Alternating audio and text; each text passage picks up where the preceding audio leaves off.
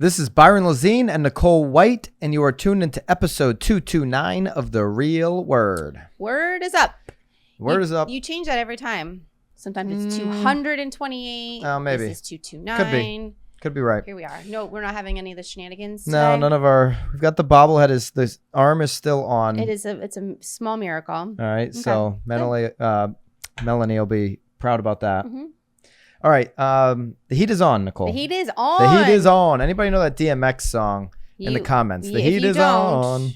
If you don't, just look up Heat DMX. We great had song. to listen to it for the last 15 minutes while we were... Inman article. Yes. 8 mistakes agents make when competing. So there's still a lot of competing going on. When the competition heats up, it's easy to get caught in the frenzy and make costly mistakes. I've said a whole bunch of times, especially in those dual agency situations. Dual agency, yeah. You see agents really slip up, nervous, make mistakes. Yep. Here's how to stay on track and keep your reputation intact. So we've got a list of 8 things. We're going to go through it. Call racket or not on all 8. 5 minutes. Not reading or paying attention to details in the MLS. Huge. When you go to a property, Nicole, as the representing the buyer, the agent representing the buyer or the investor, how important is it to read every little detail in that MLS so you don't look foolish at some point later on? Extremely. I mean, it's not even about looking foolish. There's sometimes things that like, oh, the tub in the master doesn't work. That's being sold as is. And if you're not communicating that to the buyer and not including that then in the contract, when it comes time that they're now finding out that the tub doesn't work, but it was disclosed, it's now on you. Yeah. There's still those agent notes. And I think mostly every single MLS that only agents see. Right. That's like the one little piece left that consumers don't see. At the very least, you need to know everything that is in there. And calling the agent, having a conversation is always a good idea. Of course. But there is sometimes information in there like highest and best or due by. So you're not like, hey, are you doing a highest and best? It's like, did you read the remarks? Yeah. I'm trying to get a hold of an agent right now. You are? You're in it? My dad is looking at this property in Milford. Yeah. And I'm texting with the agent. I'm like, hey, you know, he called you over the weekend. I just have like same question he had. Oh, I'm on a cruise in Alaska. It's like, all right, but should somebody be covering for you maybe? You know, this is why teams are dominating. All right. Dominating. Number 2, sloppy offers. Sloppy offers. Well, I mean, is there examples? When you're up against a mountain of offers and you are racing to get yours submitted, it can be easy to leave things blank. Oh. Not be clear on what you are requesting as part of an offer, or the offer simply leaves more questions. I mean, that's wrong in any market. Yeah. I mean, that's ridiculous. Total racket. I mean, this is one of the clear advantages to using an agent. Right. So that your offer articulates exactly what you, the buyer, the home shopper, the investor wants. Right. This is when you can win a deal. Of course. Especially if you're up against 10 offers. How you position yours, how you make yours a little more enticing or meet the terms of the seller is ultra important. For sure, because it manages the expectations of the buyer, though, too. Yeah. So huge racket if you're not taking the time to put together a great offer and articulate why this is going to meet the seller's wants. Right. Misleading and over-promising. There's nothing worse than a buyer agent trying to sell the listing agent on their offer by teeing up how easy the buyers will be to work with. I disagree with that a little bit. You do? Yeah, I think as the buyer agent, that's your duty and obligation to make sure that the listing agent knows, hey, we're in it. We're the players you want to play with. We're going to make this easy. Not only we're going to make it easy, what are the top 3 things that are important to the seller? I'm going to meet those needs. For sure. I'm going to deliver on those. But if you're unable to actually like control your buyers too, then you are overpromising. What's the right thing for the seller? Yes. I'm on your team listing agent. What do you and the sellers want out of this deal? Yeah. I'm going to deliver that to you. Yep. And I'm going to go back. I'm going to talk to my buyers and I'm going to package our offer in a way that delivers on that I'm with promise. you, but this is really kind of, I feel like, talking more about personalities. Like, don't worry, my clients will be super easy. And that's not always super the easy case. is giving us what we want, right? And you know, listen, inspections are coming back. Lisa Chinati, who's going to be on the pod this Friday, by the way. So if you're not subscribed to BAM by now, make sure you subscribe. #1 team MASH. Not She's this brilliant. pod. But the Byron Lazine pod on Friday she'll be on. You need to specify that. Yeah. She just polled 14 agents who have been in the business on her team a year or less. Okay. And she said, how many people have had to negotiate after inspections? None of them. Because basically in this market, you're either giving up inspections, right, or there's no negotiation because there's 10, 15 other offers like what they're talking about here. Oh my God. And she's like, no, she's like, these are things that we're going to start to see now, sure, and training on that. Oh boy, that's a being huge ready for that. trick. That's just like the offers, right? Yeah. Like how often with our new agent program, are way worse than negotiating an offer. Are we going through every Monday? They go through offer training, forms training, making sure, hey, if you're in the business less than 24 months and maybe you've only done 30 deals, it's a good idea to still engage in some forms training, some blank template. Like, know the contract. That's one of the values that you have. Know it inside and out. Yeah. Know everything that it says on there. Offers that won't stick. Speaking of attempting to renegotiate, another agent mistake is crafting offers the buyer had no intention of sticking to in the first place. This is everywhere. This as-is offer turns out to be a litany of repair requests. And it's interesting because when you're saying that she pulled 14 people and they didn't negotiate afterwards, I mean, the amount of times that buyers have then come back and tried to negotiate. As is doesn't mean anything. It means freaking when you're doing an inspection. I know what I called you for now. Oh no, what is it? Yeah, I called you on Saturday, I think, right? Yeah, I think that's when I went to see Top Gun. And you weren't at the movies because it was in the middle of the afternoon. You were at the movies in the middle of the afternoon? Yes, it was a shitty day. It was supposed to rain that day. It was supposed to, it didn't. So yeah.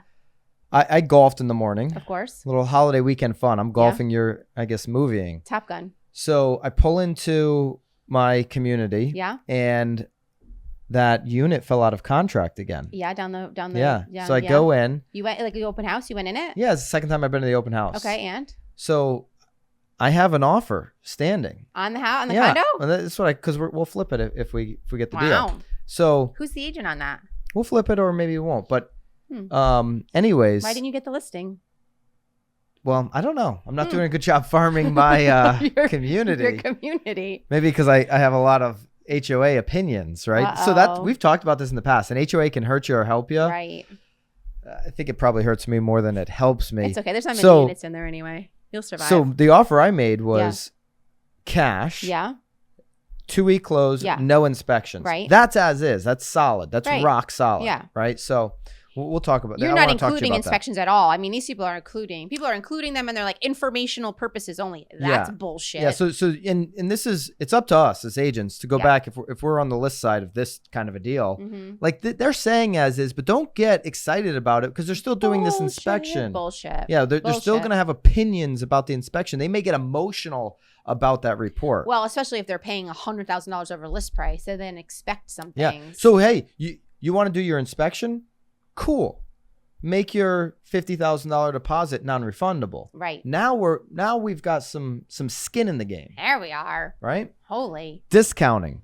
This happens on both the buying and selling sides. Agents may haphazardly offer to reduce their commission in the heat of competition. By the way, on that offer, I said you guys can keep the that makes sense because you're the buyer. Right. But the amount of offers I've received this season's where like I'm reducing my part of me is actually like sweet, so I'll keep the rest. Like my client has already agreed to pay the 5 or 6%. Like you giving up the 0.5% on your side, I feel like just being like, you know what, I'll keep that 5. But what do you usually do?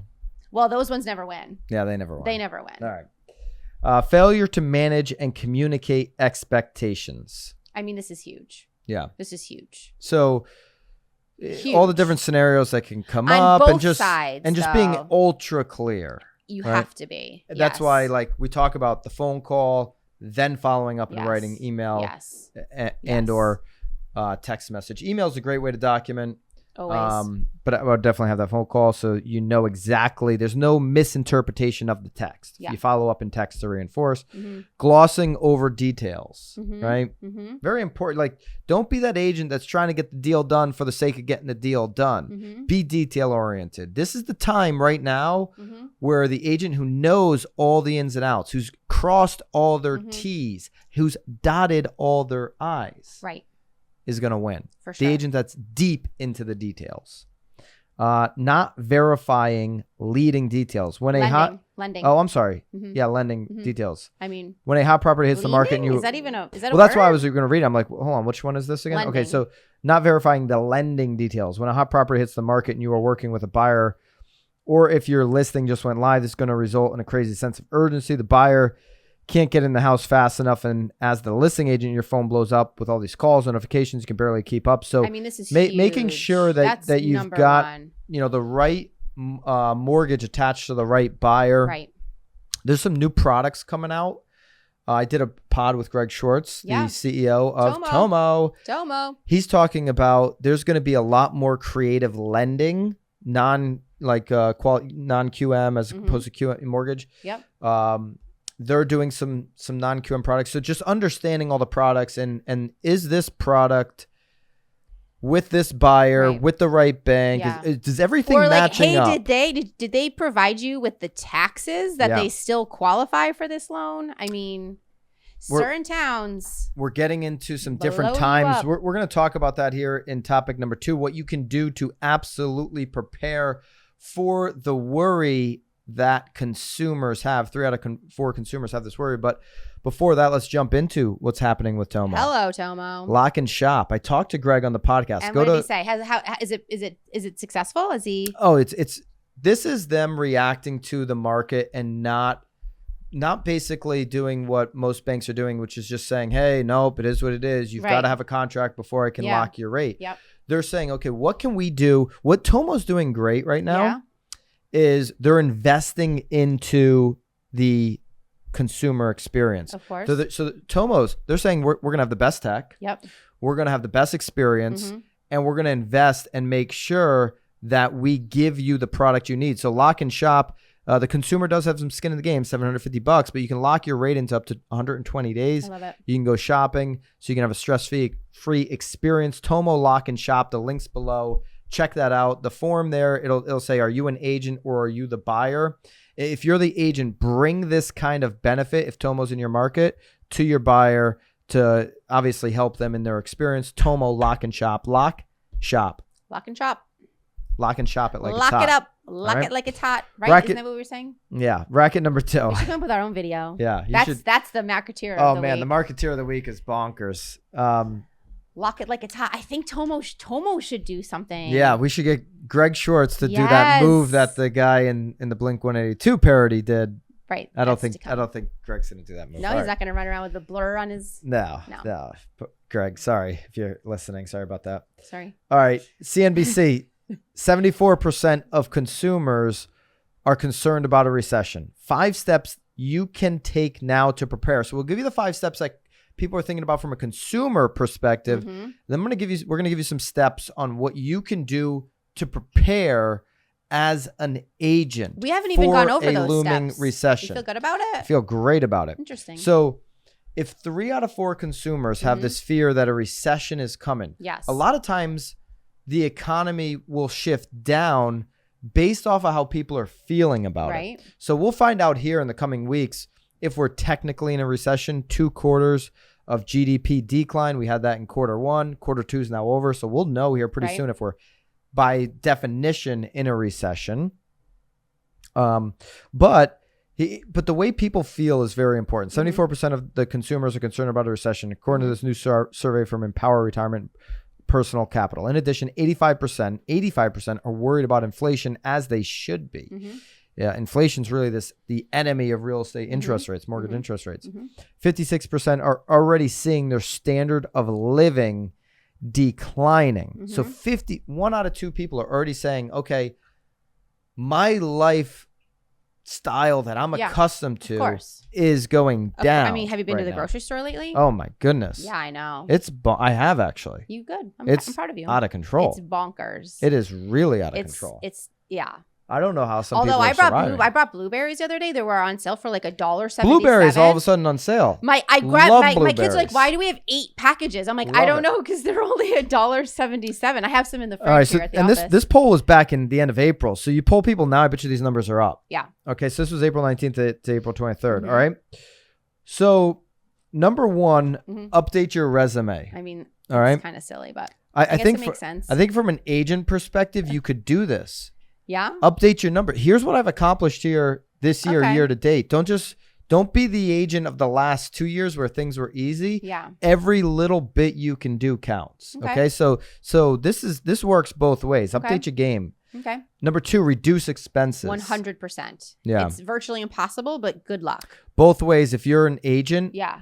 I'm thinking about, okay, there's going to be... Are we going back to mailers and stamps and licking There's going to be the team and the agent that beats market. Yep. Okay, we're going to see less transactions. There's going to be these agents that beat market, that over excel, that have the best year of their lives in 2023 despite declining transactions.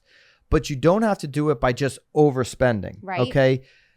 I know a lot of teams across the country right now, they're taking the billboards down. Yep. They're reducing unnecessary spend on mail. This just like dump it out there type of like billboardy content, and they're going deep onto brand. Yeah. And you can do brand with a lot of hard work, energy, effort on video. Well, obviously the billboard is part of building the brand. But it's so expensive opposed to what you can get for social media. Of course. And then just making your calls, being very deliberate on how many times I'm going to touch on my past clients. Am I going to increase that number going into these next 18 months? Yeah. I want to see every agent increase the amount of touches on the people in their database. What can I do for you? What do you need right now? What are you seeing in the economy? How can I be there for you in this community? Is there anything I can do to help? Those are the types of conversations we need to be having often and always over the next 18 months. So reduce the expenses and lean into being a member of the community through your social brand and through talking to people. Yeah. I love that one. All right.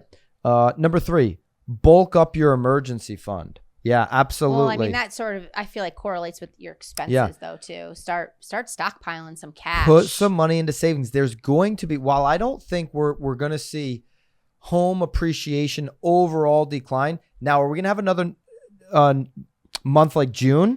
Probably not. No. But in the last 12 months, the median sale price is over $350,000. I think that number continues to tick up over a rolling 12. I've said it and I've gotten some crap for it.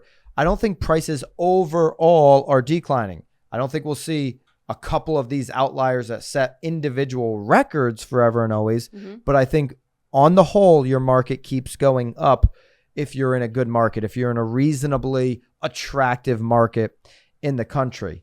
And so you not only want to have funds as an agent for your business, but you want to have some funds to jump on the deal when you see it. Oh. You want to be able to jump on these deals when you can. So you're using your emergency fund for that? Well, heck, if you see a deal that you know your market inside and out that you can, scratch out a little return on. I like it. Yeah. I want to see agents build up their investment for sure. Number 4, pay down debt. Anybody, agent, consumer, if you're not paying off your credit cards and pay them every single month off completely, then cut them up. Okay. Do not get yourself into debt. It's a bad move, especially right now. Keep 1 or 2 because that'll play a little Keep 1 or 2, but pay it off every month. For sure. And if you can't pay it off every month, cut them up. Cut it up.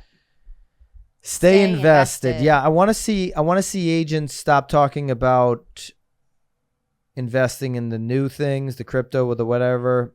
Pump into a month, every month into your 401k for sure. If you have a 401k or your stocks, whatever you're doing there, a little stable amount, and then really start becoming the person that invests in real estate. And that's going to separate you in this field. Right. So practice what you're preaching. Yeah. Practice what you preach and invest in the game.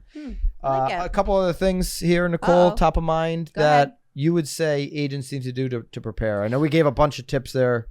Yeah. I mean, I think at the end of the day, like I think people are going to, again, depending on when you got into the business though too, I think you're going to have to get really comfortable with being uncomfortable. Again, deals have been sort of flowing, and people, again, we were talking about it just today when we were onboarding some new agents, like you have to make those calls. Like and we've been talking about going back to basics, I think from January 1st till right now. I mean, and this is why, because you have to be prepared for the second half of this year. And then also like right now you should know what your 2023 looks like a little bit. I mean, you should know what is in your pipeline, even in the next 12 months.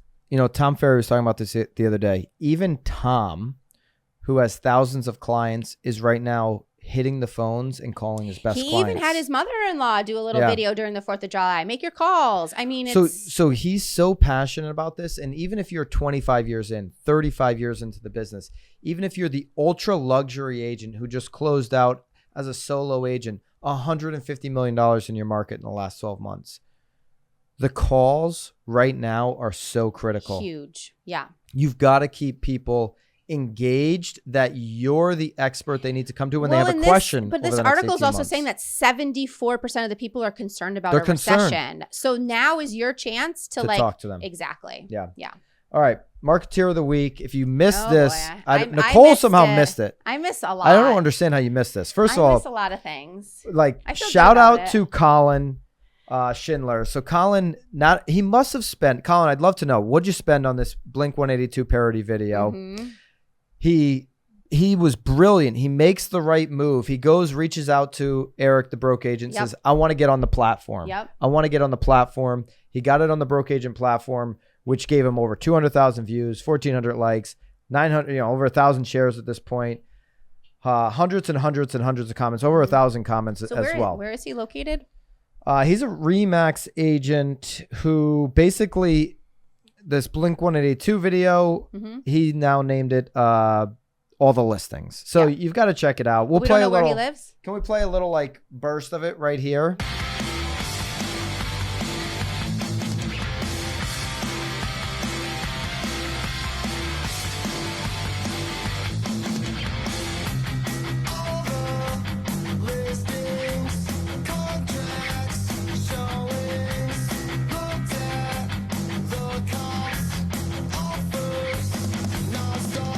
Yes. So Colin lives in Wisconsin. RE/MAX Ignite. Looked like he had a team.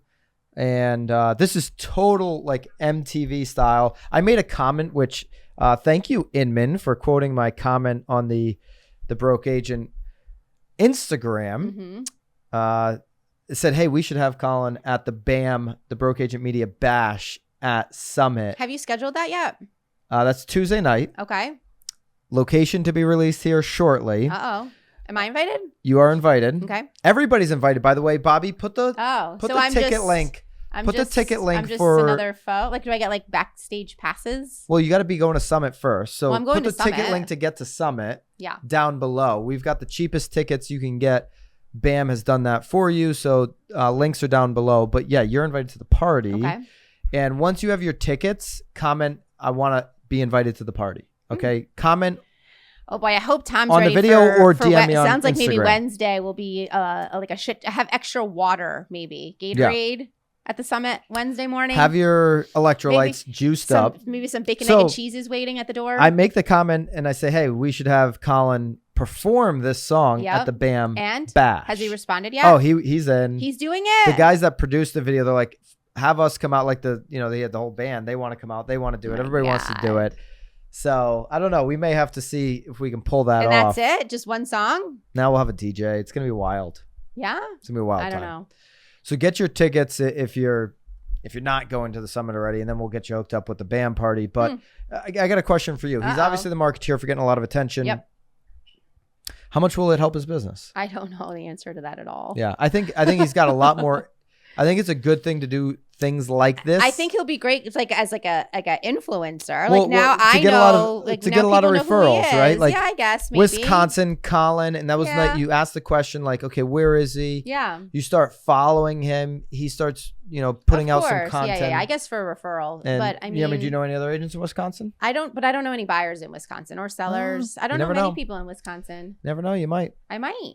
It could happen. So, I'm excited to meet him at Summit. Make sure you come, though. You could at least meet him. Very talented. We didn't talk about this on the walkthrough last week. We covered this topic, but here's one angle that I'm thinking about since that pod is that agents right now that have this kind of skill set, Colin's very good in front of the camera. Yeah. Should be thinking about, confident, for sure. Netflix just signed that new show, Buying Beverly Hills. Mm-hmm. Obviously, they did Selling Sunset. They're going to do all these shows. And Colin doesn't live in Beverly Hills. No, he doesn't. But could Colin produce his own show that's really watchable on Instagram or for sure Facebook or YouTube or whatever? I think he could pull it off. And I think you get a lot of eyeballs on doing that. And so coming up with maybe your own show, if you're going to go produce a parody like this, you can pull off a great I would definitely put that show. Money towards that over a video for sure. Yeah. I think, Colin, there's something there. And I think you could buy spots for probably the amount of money that he paid for that. He could get sponsors. I'm going back to like obviously like cable, but you could buy cable spots. I know which we're I would not talking suggest not doing. I Reduce know. your budget on crappy ads. I like agree, that. but I'm just saying you could buy like half hour. You used to. I mean, you still can buy almost half hour spots for like $25,000, where you're like. Yeah, I wouldn't do that. I'm hearing you. I'm just saying the money. I would do what Colin did. Following up your brilliant move. Get a hold of the broke agent. Get a hold of Broke Agent Media. We'll blow up your video if you spent that much. And that's exactly what happened to Colin. So, Colin, shout out to watch Byron the Marketeer of the Week podcast. Definitely. Yeah. Always. Anything Nicole? Else? Yeah. Anything that you've got going on? I feel great about my day. All right. The show is over. We appreciate you guys. See ya. Make sure you're coming to Summit. Hang out with me and Nicole at the BAM Bash. Keep it real. See you guys.